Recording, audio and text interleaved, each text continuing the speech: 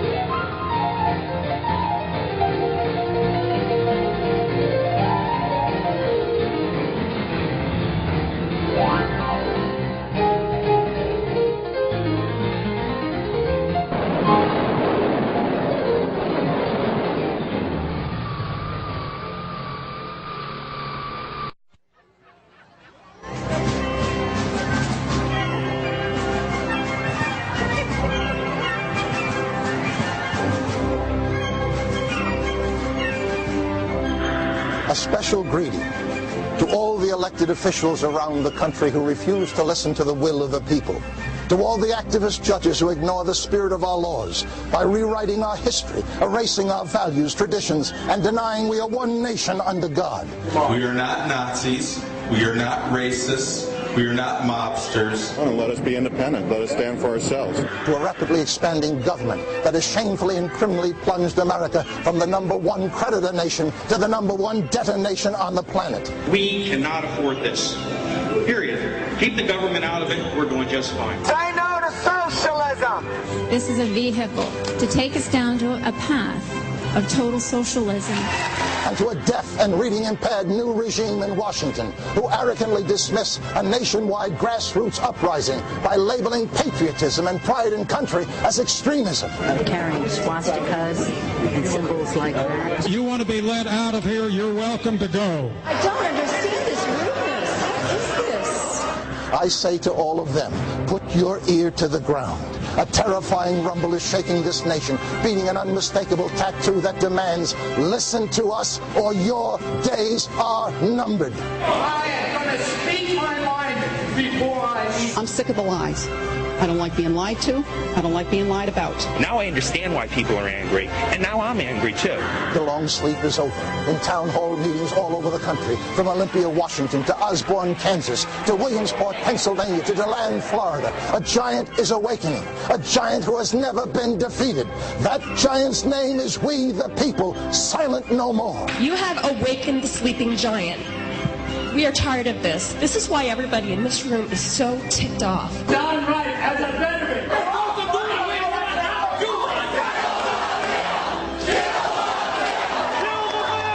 It happened in 1776, and now it's happening again.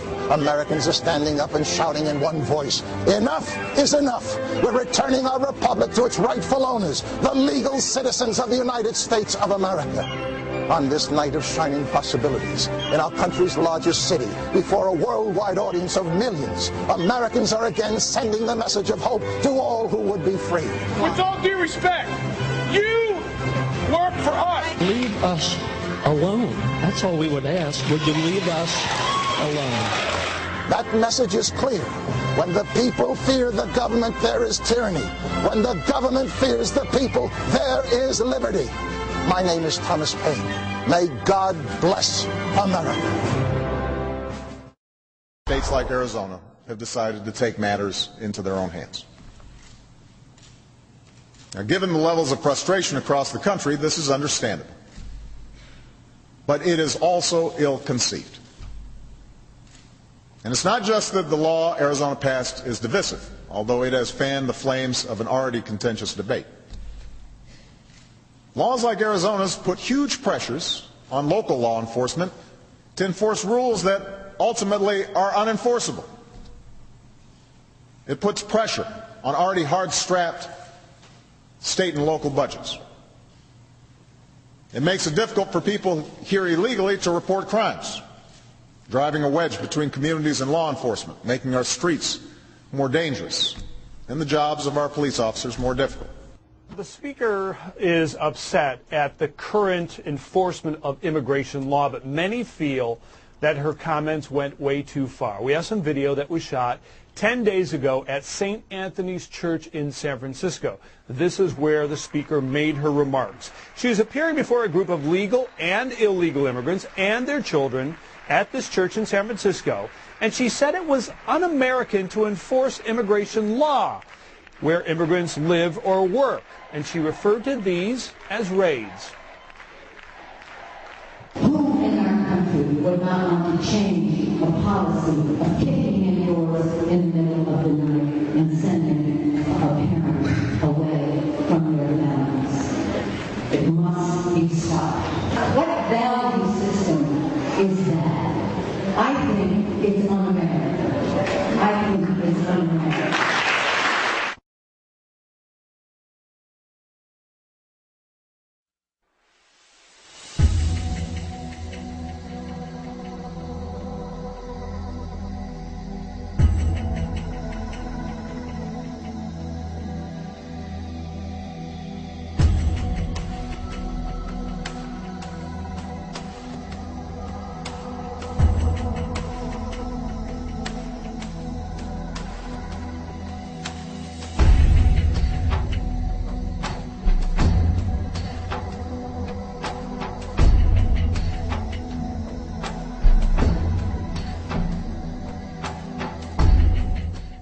And we all know what happens in Arizona when you don't have ID.